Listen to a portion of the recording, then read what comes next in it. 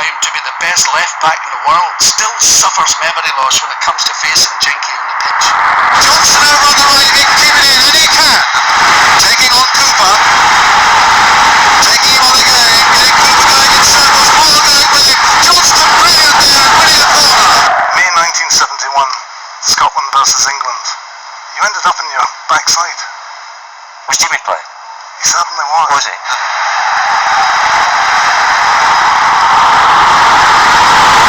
Taking on Cooper. I'm not surprised. He turned you 3 times. Did he? Not surprised. There wasn't many could do that. That's how good he was. Terry was probably one of the best fullbacks in the world then, and Terry will tell you that it was Jimmy won the duels. That doesn't often happen to Terry Cooper, but Terry's is a smashing lad. You'll meet him and he'll tell you what happened. But it's a great source of laughter for us anyway, that's for sure. It wasn't only Terry that he ran past quite a few other people as well. Because he was a super little player. No question about it. Look at that jugglery there from Jinky Johnstone. Today, Terry Cooper's happy to admit that when God made Jimmy, he threw the mould away. I can remember trying to kick him.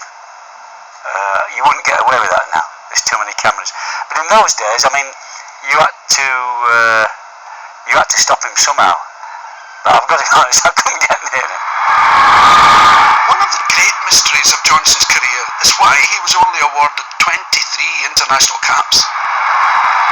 The fact that Jimmy Johnstone wasn't capped more often for Scotland should just be filed away with the many mysteries associated with the selection of Scottish teams in earlier eras. At that time, about 75% of the Scottish support were Rangers supporters, and when Jimmy got the ball in most of these Scotland games, he got a hard time from the crowd, and after a while he actually asked Jock Stein to ask the Scotland managers to leave him out. Little Jimmy Johnstone of Celtic, back in the Scottish side. One of the best and most exciting little players in British football today. There's all that bigotry about in those days, which is disgusting. I mean, the same happened to me. I finished up refusing to play for Scotland because of it. I mean, it was disgraceful what they would do in those days.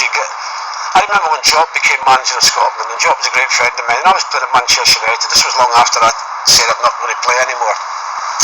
Jock's first game was against Northern Ireland in Ireland. I remember him, he never picked the squad of players. He got 22 players handed to him by the SFA, and there was 12 Rangers players in it.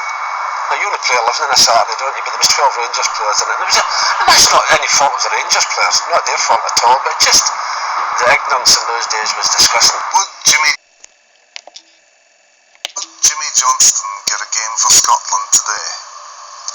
No, not one game. A lot of matches. A lot of matches. I love the style. I love the boy. I love the confidence from him, and I love the speed. And he can play all the matches for Scotland now.